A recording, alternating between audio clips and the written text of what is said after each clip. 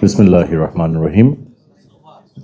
আজকের মায়ের ডাকের এই চলচ্চিত্র উদ্বোধন অনুষ্ঠানে সম্মানিত প্রধান অতিথি মাননীয় মন্ত্রী জনাব মির্জা ফখরুল ইসলাম আলমগীর সাহেব, উপস্থিত মাননীয় সংসদ সদস্যবৃন্দ এবং উপস্থিত আজকের আমাদের যেই মারা উপস্থিত আছেন, সন্তানরা উপস্থিত আছেন, সুধী মণ্ডলী, আসসালামু আলাইকুম। আমি খুব সংক্ষেপে কয়েকটি কথা বলতে চাই। প্রথমত,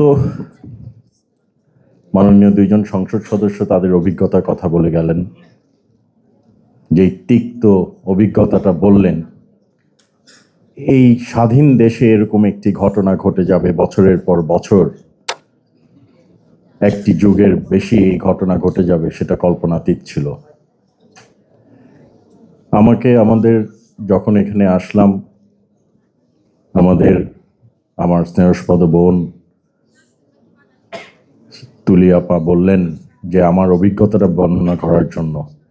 আমি বললাম যে আমি সেই মেমরি বা সেই অভিজ্ঞতা বর্ণনা করতে চাই না, কারণ আমিও কিছুদিন গুমেছিলাম, আমাকেও গুম করা হয়েছিল, কিন্তু আমি সেই অভিজ্ঞতাটা মনে করতে চাই না। কিন্তু আল্লাহ রাব্বুল আলামিন আমাকে আমার পরিবারের কাছে, আপনাদের কাছে ফেরত এনেছে।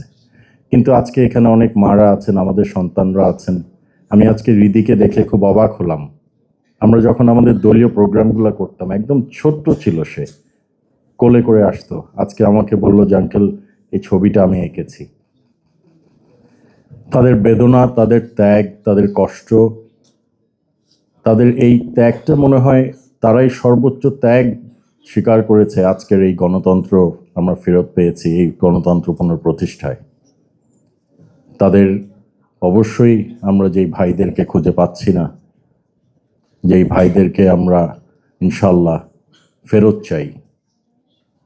একজন সন্তান আমাদের বলে গেছেন যে আমরা এখন বিচার চাই না, আমরা তাদেরকে ফেরত চাই, এবং আমারও সেই দাবি, আমরা তাদেরকে ফেরত চাই।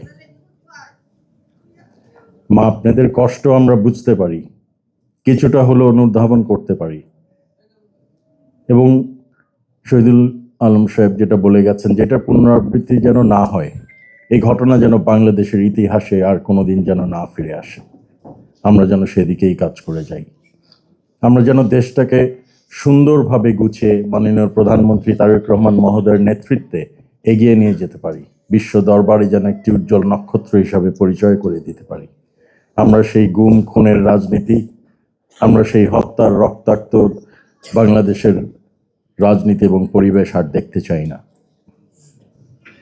আমি তথ্য ও সম্প্রচার মন্ত্রণালয়ের সকলকে ধন্যবাদ দিতে চাই যে আমরা আজকের এই চলচ্চিত্র যেই আমরা স্পন্সর করেছি, আমরা সেটা করতে পেরেছি এবং আমরা এই পথ চলায় একটি ভূমিকা রাখতে পেরেছি। সেই জন্য আমি সকলকে ধন্যবাদ জানাই। আপনারা দীর্ঘক্ষণ অপেক্ষা করেছেন, আমি বক্তব্য দীর্ঘায়িত করতে চাই না। সকলকে শুভেচ্ছা জানিয়ে আজকের মতো বিদায় নিচ্ছি। আল্লাহ হাফিজ। বাংলাদেশ জিন্দাবাদ। আসসালামু আলাইকুম।